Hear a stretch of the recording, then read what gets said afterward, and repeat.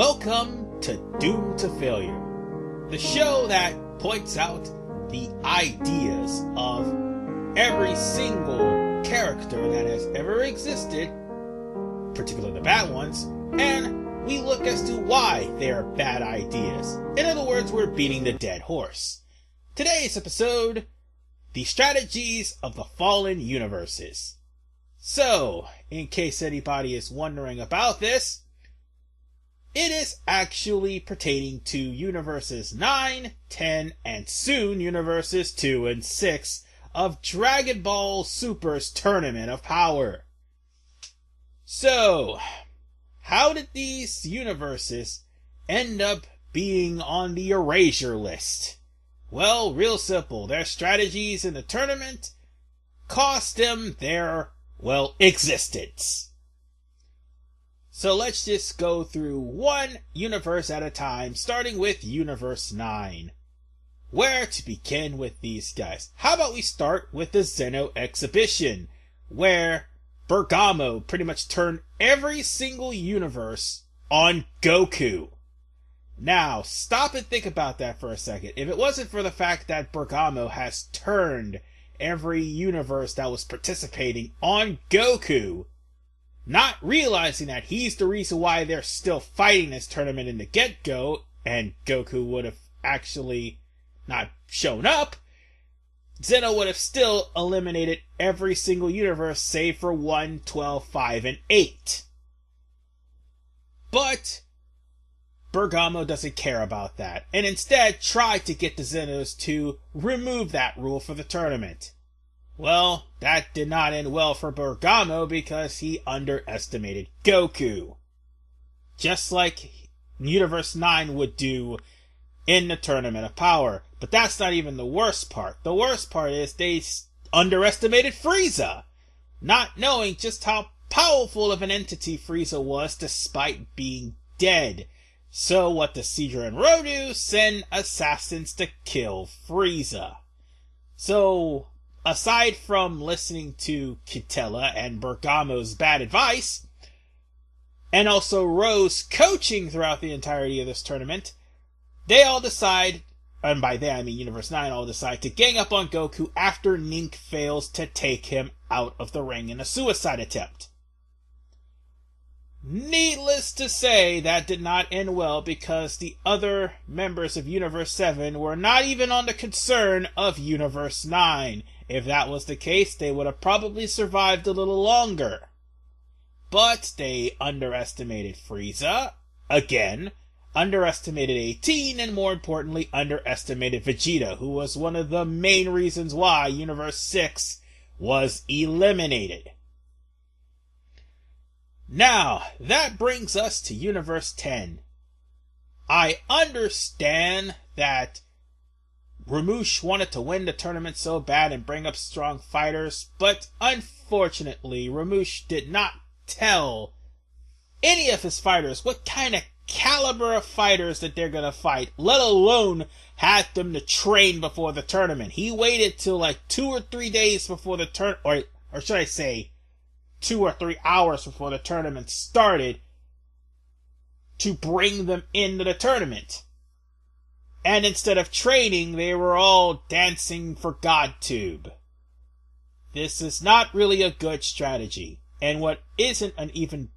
Well, actually, what's worse of a strategy, every last member of Universe 10 just showed no signs of teamwork, save for that Zoidberg-looking creature in Napapa, who was ganging up on Kale. If it wasn't for that, they would show absolutely no signs of teamwork whatsoever. And as a result, Lily Boo was the first one to be eliminated, considering the strategy for having Lily Boo and GM in the tournament was the fact that they're flyers. GM got eliminated by Universe 7. Mauritium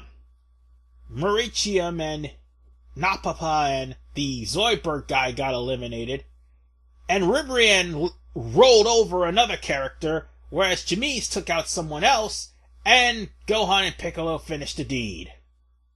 And Kaba actually eliminated someone too.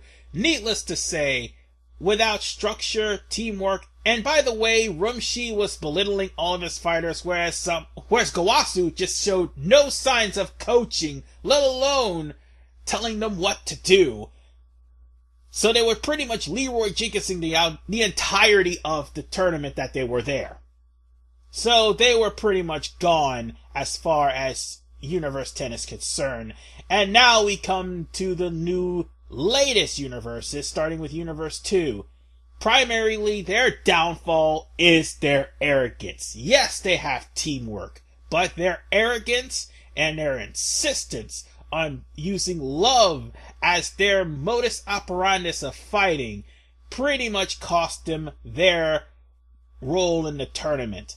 I mean, yeah, there are like 3-on-1s with the remaining 3 members of Universe 2 versus Goku.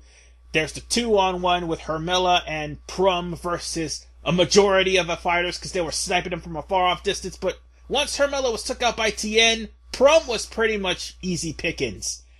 And on top of that, if Vegeta hadn't interfered, Dr. Oda would have eliminated him. Oh, don't worry. We'll get on Universe 6 in just a moment. But the real reason, the real key as to why Universe 2 lost is the Kamikaze Fireballs. Had they not gathered all the fighters in one area just so they could show off their transformation, none of the fighters would have been easily picked off. And besides, the fact that Ribrianne also made it a point to focus on Universe 7 because of the fact that they 17 interrupted Universe 2's transformation sequence, well, that pretty much ruined things for Universe 2. And now that brings us to the last contender, Universe 6. They were going to be the top dogs if they would have just stayed out of the fight for the remainder of the tournament. And after Frost eliminated Krillin, by the way, it did not matter what Goku or Jiren did, so long as Universe 6 would have not been eliminated, or at least had no members eliminated throughout the rest of the tournament, they would have won by default, no matter how strong Jiren and Goku was. But Ciampa's ego got into the way, and so did everyone else's ego. And not to mention the fact that they all once again attacked Universe 7. Save for Hit and Kaba. They're the only two that didn't. Well, okay, Kaba actually did go a couple of rounds with Vegeta, but he wasn't the focus fight. Mona actually was the focus fight, but Frieza picked off Kaba after Mona beat him up. And Jiren and the Pride Troopers pretty much was the reason why Hit went out. But everyone else had no excuse to go after Universe 7. Yeah, Goku was strong, but seriously, everyone, even Dr. Oda, tried to go after Universe 7, and that was what sealed their fate. And, needless to say, I don't know what Champa's grudge was against Beerus, but if he should have thought about the fact that, hey, he had the most fighters, he should try to stay as far away from the action as humanly possible.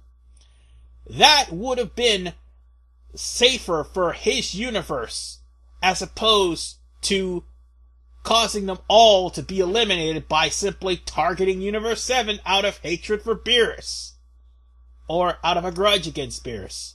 But whatever the case, folks, whether it's Universe 9 turning the universes against each other and being outright dirty fighters, Universe 10 having no structure, Universe 2 being too arrogant, and Universe 6 being the product of sibling rivalry, all that can be said is their strategies were simply doomed to failure.